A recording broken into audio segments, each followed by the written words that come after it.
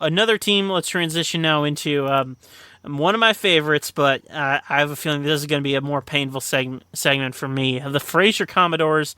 Last year I felt was kind of their swan song. Even losing Braden Boggs, having Kenny Fine all year, running all over the Century, beating Charleroi, a team that Charleroi has historically had great success with the Commodores, and they were beating Ligonier Valley up until the Boggs injury. They crushed Waynesburg. They beat Chartiers Houston on the road, crushed Beth Center, and almost threatened for that playoff spot. Ended up losing to Wash High in the season capper. But Frazier coming back with maybe the most talented linebacker duo in Braden Bacino and Aaron Pena Pinto, but beside from Boggs coming back, the offense is definitely, going to take a step back. So what are you looking at here from Frazier, and do you think they return enough where you can feel confident that Frazier can compete for a playoff spot here?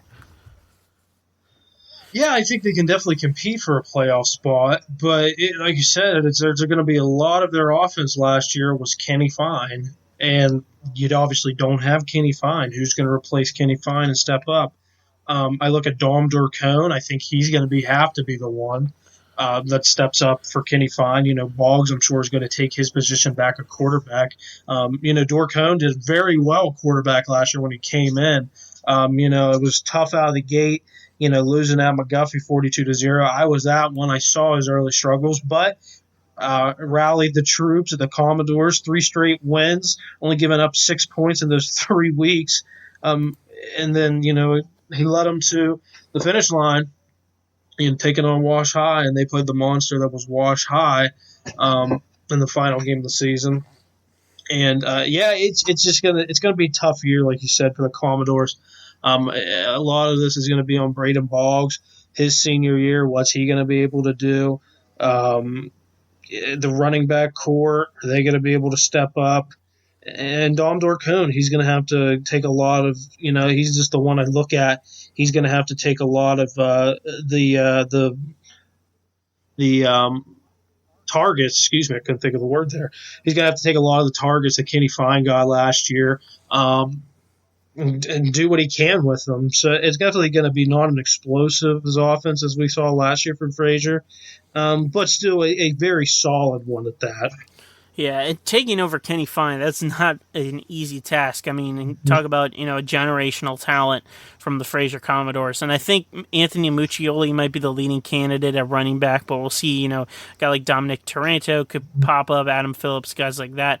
In defensively, I think Frazier is one of the more top-heavy teams as far as talent. I mean, coming back with Nicholas Vitale, it's a senior defensive lineman, a really strong guy who played well last year. Braden Bacino and Pena Pinto as well as linebacker. So those 3 guys are one of the top talents in this conference, but there is some glaring gaps when you look at the defense, and that could hurt them as far as Frazier goes.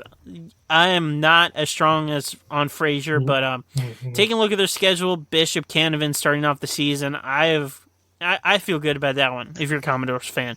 But at Brentwood, probably a loss. Bentworth at home, probably win. So you're looking at a 2-2 record coming out of conference. What are you looking at here as far as Frazier's schedule the rest of the way?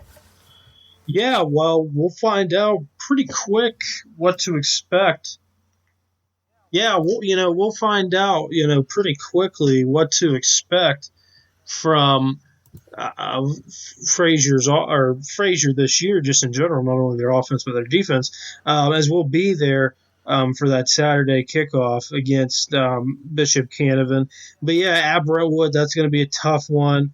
The Bentworth game, I think, like you said, there'll be a win. Tough one at Ligonier Valley. I think Ligonier Valley is going to be a dark horse in their respective conference in their second year coming to the WPIL. McGuffey, that's going to be a tough one. Waynesburg should be a win. Char Houston, that's going to be a big game. At Beth Center should be easy. Wash High, that'll be a tough one. Then the game I think it's going to come down to, and who knows, by the time that game rolls around, maybe we'll be there at Charleroi in the Mon Valley for that game. So, yeah, it's going to be very interesting to say the least. I think it's going to be another exciting season for Frazier as far as waiting until the last game of the season to see if they're going to make the playoffs or not. But yeah, it's going to be a little stressful. Make sure if you're a Frazier fan to have a pressure cuff near you the whole season. Yeah, I mean, it seems like throughout the whole schedule, it's like play an easy game at home, then play an extremely tough game on the road, then play an easy game at home, then extremely tough on the road, and then it flip-flops at the end of the season where they host Wash High. Yeah, I mean, it's going to be an up-and-down season for Frazier, and that's something that they had 2 years ago. Last year, they were a little bit more consistent, but we'll see what Greg Boggs is able to cook up here. I still have confidence that they're going to be competitive in this conference for sure, but yeah, I have confidence that Braden Boggs is going to be one of the better talents, but there's going to be a lot of gaps here on this team.